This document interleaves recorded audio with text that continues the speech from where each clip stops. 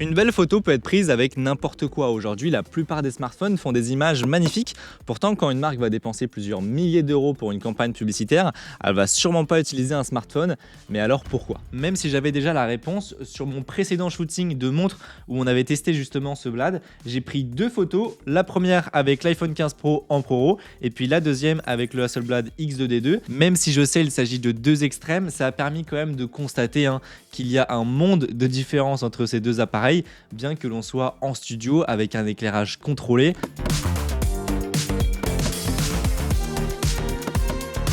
Ouais, effectivement, je pense que ça t'a sauté à l'œil. La photo prise à l'iPhone, ça se voit qu'elle est prise avec un iPhone. Ça fait très numérique, détail accentué. Et puis au niveau de la qualité d'image de manière générale, bon, il n'y a rien d'exceptionnel. On voit clairement qu'on clippe beaucoup plus vite sur les zones où il y avait des petites réflexions. En fait, c'est complètement clippé. Et le fichier est beaucoup moins malléable que sur un boîtier, par exemple. En soi, une belle photo, ça va dépendre de quoi? Du sujet, de ce qu'elle raconte, de la composition, etc. Sauf que quand on parle de photos premium, donc des photos, je sais pas moi, pour de grandes marques qui vont être affichées en grand dans la rue ou encore à la télé, là on va avoir des exigences supplémentaires. On peut parler de la fidélité des couleurs, la restitution des textures ou encore le niveau de détail justement pour pouvoir être affiché en grand. Bref, on va souvent rechercher à avoir un aspect naturel, quelque chose qui se rapproche le plus possible de ce que l'on voit nous à l'œil humain. L'exemple de la Ferrari fonctionne très bien. Si tu as une belle voiture rouge mais que ton appareil par le traitement de l'image modifie légèrement sa teinte, déjà ça ne va plus. Si tu vois une photo sur le site internet avec un orange, mais quand tu reçois le produit, c'est pas le même orange,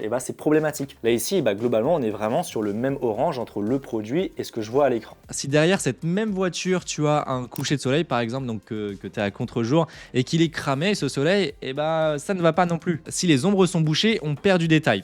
Pour de la photo publicitaire, on doit restituer fidèlement la scène tout en conservant un rendu naturel. C'est là que j'introduis ce Hasselblad X2D2 qui fait ça merveilleusement bien. Mais alors justement en termes de qualité d'image, qu'est-ce qui différencie ce Hasselblad à un Nikon Z8 par exemple qui me filme actuellement et qui est déjà très bon? C'est une vidéo en partenariat avec la marque Hasselblad, mais je reste totalement libre sur ce que je dis. Ce Hasselblad utilise effectivement un capteur assez spécifique, le moyen format. Il est beaucoup plus grand que du plein format, avec une résolution hallucinante de 100 millions de pixels. Le niveau de détail est juste exceptionnel et même encore aujourd'hui, après plusieurs semaines d'utilisation, à chaque fois que j'ouvre une photo, c'est vraiment une claque. Voilà la même photo prise avec le Hasselblad et le Nikon Z8. Il me semble pas avoir changé quoi que ce soit au niveau de l'éclairage. En tout cas, ce qui est sûr, c'est que ce n'était pas volontaire. Je dis ça parce qu'on va constater des petites différences dans les hautes lumières. Sinon, les réglages sont identiques, mis à part la focale. Je constate effectivement, alors est-ce que c'est une impression? Je ne sais pas, mais en tout cas, j'ai l'impression que, on a un roll-off qui est un peu plus doux sur le Hasselblad et puis on clippe un peu moins rapidement, dans le sens où, effectivement, dans les zones de haute lumière, j'ai l'impression que c'est quand même beaucoup plus propre que sur le Z8. Mais voilà, on parle de détails très fins. En parlant de détails, regarde ce que ça donne.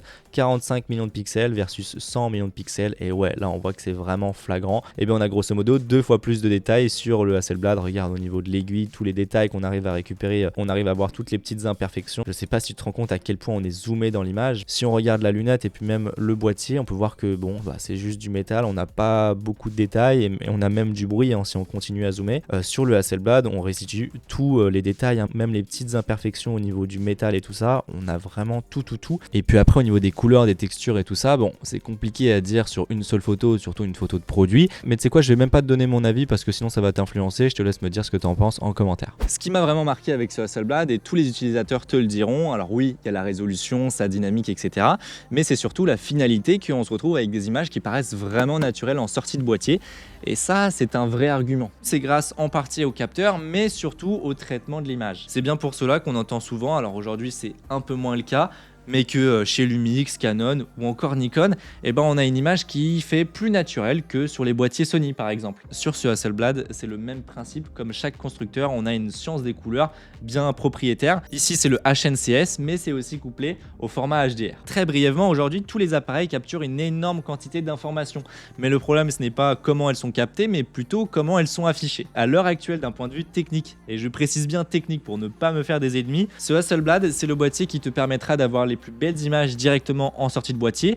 Pour certains, ça peut paraître un détail, mais en fait, il s'agit ici d'un combo. Effectivement, on va avoir ce niveau de détail très impressionnant à chaque fois que tu regardes une photo. On va avoir cette science de couleur qu'ils appellent HNCS, qui effectivement nous permet d'avoir des images avec des couleurs vraiment très proches de la réalité. En tout cas, c'est le plus proche de la réalité que j'ai vu jusqu'ici. Mais c'est surtout que c'est le premier boîtier à pouvoir te permettre de travailler en HDR directement dès la prise de vue. Habituellement, le HDR, c'est quelque chose que l'on développe directement en post-traitement sur tes logiciels d'édition. Sauf que là, tu peux avoir l'aperçu sur l'écran dès la prise de vue. Alors le HDR, pour faire simple, ça va te permettre d'avoir des pics de luminance qui sont bien plus élevés que ce que l'on pourrait avoir habituellement en SDR. Et c'est notamment ce détail qui va faire que tu vas avoir cette sensation de profondeur bien plus importante qu'en SDR, tout simplement parce qu'on va avoir une dynamique à l'affichage qui est bien plus élevée. Ça renforce cette sensation de profondeur et aussi ce niveau de détail parce qu'on va avoir des micro-contrastes encore plus présents. Bref, on se rapproche ici beaucoup plus que ce que l'on a l'habitude de voir à l'œil humain. Grâce à l'écran du Blade qui est en fait un écran OLED de 1600, 2000 nits, je sais plus exactement, enfin bref, c'est assez énorme, ce qui fait que même en plein soleil, tu as un super bel aperçu. On peut visionner les photos directement en HDR comme si tu étais à la maison. En fait, c'est simple, ce que tu vois à l'écran, c'est exactement ce que tu vas avoir ensuite sur l'écran de ton ordinateur, à condition d'avoir bien sûr un écran OLED. Les photos seront automatiquement au format HDR à condition de ne pas être en mode manuel et puis aussi d'enregistrer en HEIF ou JPEG. Tu peux aussi enregistrer en HEIF plus RAW. Simplement le RAW, comme c'est du RAW, il faudra développer le HDR ensuite en post-prod. Ça va aussi plus loin que ça puisque dès la prise de vue, tu vas pouvoir avoir ton histogramme en HDR. Donc tu vas clairement pouvoir visionner quelle partie du signal sera visionnable uniquement sur un écran HDR et qu'est-ce qui reste dans le SDR. Ça, c'est vrai que tout ça c'est plutôt bien pensé et puis au final c'est un énorme atout puisque quand tu shootes à côté de ton client, il peut avoir directement une image proche du résultat final ou en tout cas une très belle image en sortie de boîtier. En plus d'avoir un aperçu proche du résultat final, tu peux livrer tes photos directement avec un super bel aperçu. Ça arrive d'avoir des clients qui veulent très rapidement avoir le résultat final ou en tout cas avoir une V1 là directement tu as des super beaux fichiers. Regardons quelques photos histoire de voir ce que ça donne. Moi, ce que je trouve assez exceptionnel sur ces photos là que j'ai pu faire en coucher de soleil, c'est les dégradés dans les nuages. Alors ce qui est dommage, c'est que j'ai pas pu faire un comparatif avec un autre boîtier, mais honnêtement, je n'ai jamais vu quelque chose qui se rapprochait de ce résultat là sur un boîtier. Regarde-moi cette restitution des détails dans les hautes lumières, tu vois, ces petits dégradés qui sont très légers, mais c'est vraiment ça qui fait toute la différence et puis cette impression de profondeur, tu vois, dans les nuages. Ça te permet de voir aussi ce que ça donne en termes d'autofocus. Alors honnêtement, c'est pas du tout le boîtier qui a le meilleur autofocus du marché. En revanche, ça marche plutôt bien et tu pourras réussir à faire de la photo sportive même si c'est pas fait pour ça à la base. Et ce que je trouve aussi assez impressionnant sur ce boîtier, c'est le bruit. Le bruit en fait, il ressemble à du grain, c'est-à-dire qu'on n'a pas vraiment de bruit chromatique. Tu vois, c'est assez spécifique. En fait, le bruit se rapproche beaucoup plus à du grain et ça ajoute quand même un certain charme à la photo. Ça, c'est le fichier RAW, donc on peut voir qu'on a un petit peu de vignettage et puis on verra qu'il va aussi corriger un petit peu la distorsion. Et ça, c'est le HEIF. Et sur cette photo, on peut voir que j'ai déclenché un tout petit peu tard. Et c'est aussi ça l'avantage d'avoir une super résolution, c'est que je peux recadrer comme un porc, disons-le.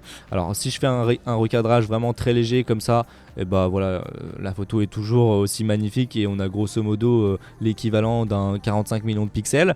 Et si je recadre comme un porc, je sais pas moi, on peut voir que waouh, le détail il est toujours aussi présent. Si je zoome sur les disques et les triers, ici on est sur un très très gros contre-jour, on va sélectionner celle-ci, on va voir ce que ça donne si j'arrive à tout récupérer dans les ombres. Donc voilà, déjà on voit qu'on arrive à tout récupérer, c'est juste hallucinant. Donc voilà, même sur de très très gros contre-jour, on arrive littéralement à tout récupérer. Même en pause longue, on a des super bons résultats parce qu'on a, il me semble, l'une des meilleures stabilisations du marché. On est autour des 10 stops. Et ce qui fait que tu vas pouvoir faire de la pause longue de plusieurs secondes à main levée. Alors par contre, il faut bien te caler pour pas que ça bouge. Ce qui me fait sourire, c'est que quand il y a des connaisseurs, des photographes qui me voient dans la rue avec ce boîtier, ils me disent « Ah, mais c'est le boîtier à 100 millions de pixels !» Oui, c'est vrai, mais tu l'as vu tout au long de cette vidéo qu'en réalité, ça va bien au-delà que cette simple caractéristique de définition. Si tu as déjà vu ma précédente vidéo test sur ce boîtier, et si c'est pas le cas, n'hésite pas à aller jeter un coup d'œil.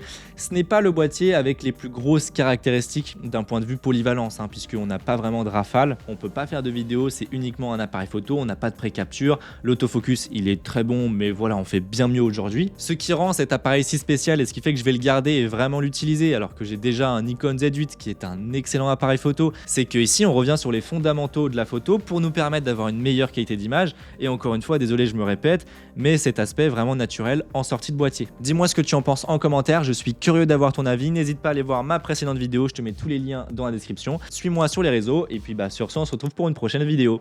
Allez, salut!